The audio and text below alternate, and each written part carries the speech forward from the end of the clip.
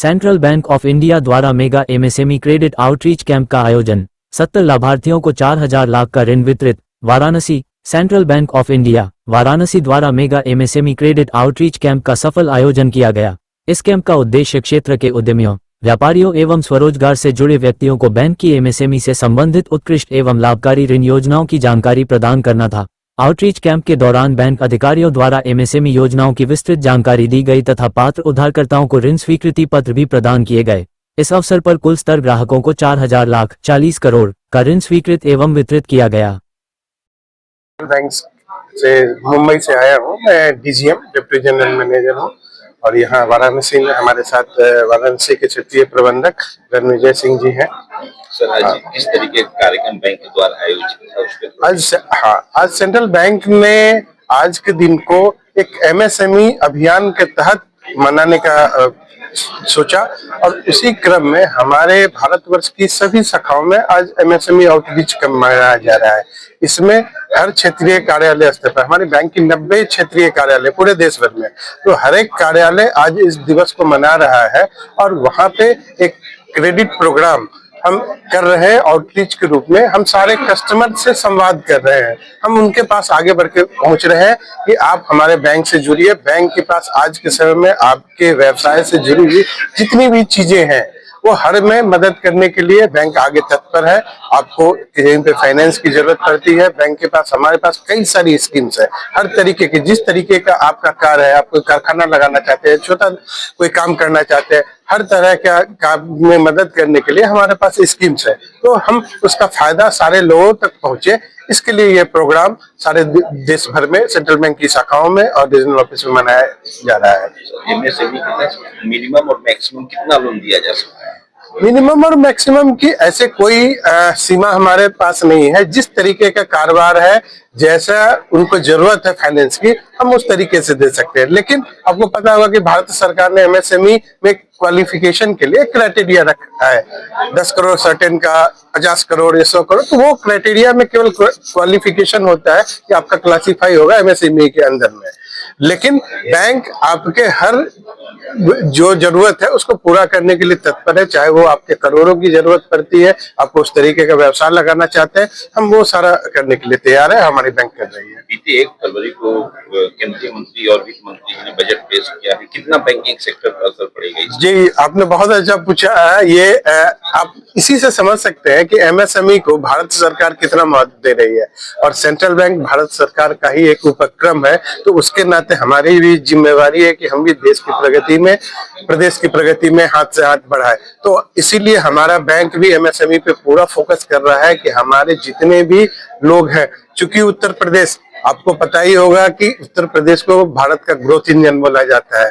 इतनी बड़ी संख्या और आज के समय में जिस तरीके से यहाँ पे विकास हो रहा है, जितने प्रोजेक्ट आ रहे हैं, तो ये सभी चीजों में हमारा बैंक बिल्कुल आगे बढ़ के उसमें हाथ से हाथ मिला के आगे बढ़ने के लिए तैयार है और हम हर तरीके की मदद करने के लिए तैयार है। तो इसीलिए यही कारण है कि मैं बॉम्बे से आज यहाँ पे वाराणसी में इस काशी जी की धरती पे यहाँ पे आया हूँ और आप सब लोगों के बीच में यहाँ पे इस क्रेडिट कैंप को आज ये मनाने हम लोग जा रहे हैं। नमस्कार, मेरा नाम रणविजय सिंह है और मैं यहाँ वाराणसी में सेंट्रल बैंक ऑफ इंडिया का क्षेत्रीय प्रबंधक हूँ। यहाँ के 12 जिले मेरे कार्य क्षेत्र में आते हैं। क्या कहना चाहिए आज बहुत से कस्टमरों को जो है लोन का वितरण भी किया गया? जी, हमारे माननीय एमडी एंड सीईओ सर के नेतृत्व में जो हमारे यहाँ कार्यक्रम चल रहा है, वो उसमें ऋण को बांटने के लिए हर जगह पे पहुंच के ऋण देने का जो सूत्र चला हुआ है, उसमें आज एक सूत्र का ये पहली गांठ है फरवरी में, जिसमें कि हम लोग 7 फरवरी को इसमें हम लोग सारे एमएसएमई ग्राहकों को मेगा क्रेडिट आउटरीच प्रोग्राम के तहत भारत के हर क्षेत्र में आज एक मेगा आउटरीच प्रोग्राम लगाया गया, जिसमें कि वाराणसी में भी लगाया गया है। इसमें आज हम लगभग 70 ग्राहकों को लगभग 40 करोड़ का लोन दे रहे हैं और इसमें से जो ग्राहक उपस्थित हुए थे उन सबको हम लोगों ने से 15 ग्राहक उपस्थित हुए थे, उन सब लोगों को यहाँ सैंक्शन लेटर दिया। 31 मार्च जो है क्लोजिंग डे होता है बैंक का, ईयरली क्लोजिंग डे भी माना जाता है। कितना लक्ष्य है बैंक का लोन देने का? हमने बैंक का लक्ष्य तो अपना इसमें कोई हम लोगों ने लक्ष्य निर्धारित नहीं किया है। जितने ग्राहक आएंगे और जितने ग्राहक हमको लोन चाहिए उनको हम जल्दी से जल्दी डिस्पोज ऑफ कर पाएं।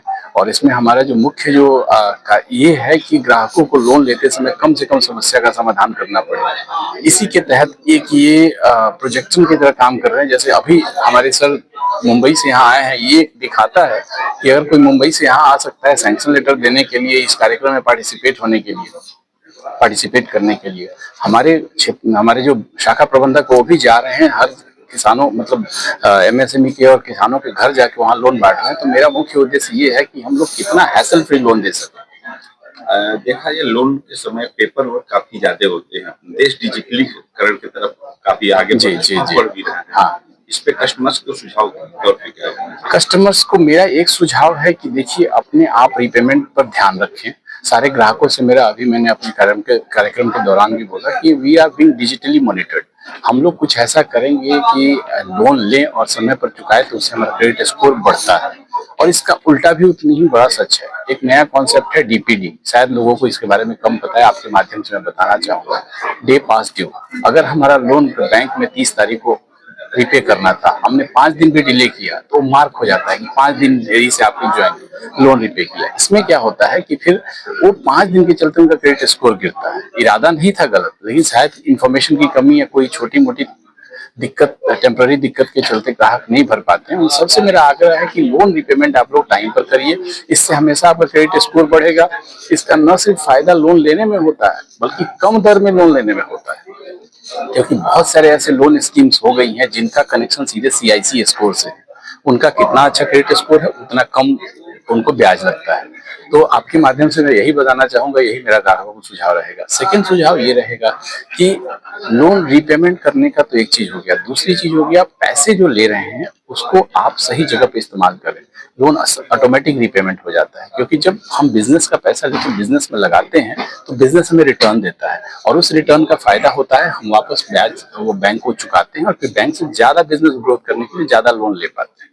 इसका उल्टा भी उतना ही बड़ा सच है, अगर पैसे गलत जगह लग गए या कहीं और चले गए तो रिटर्न तो आना ही नहीं है, तो उनके भविष्य में दिक्कतें आ जाती है। बहुत सारे युवाओं को मैंने व्यक्तिगत रूप से समझाया है कि आप जो है सो पैसे जो लिए हो इसको बिजनेस में इस्तेमाल करो, और जब उन्होंने इस्तेमाल किया उसका फायदा भी हुआ उनको। Thank you.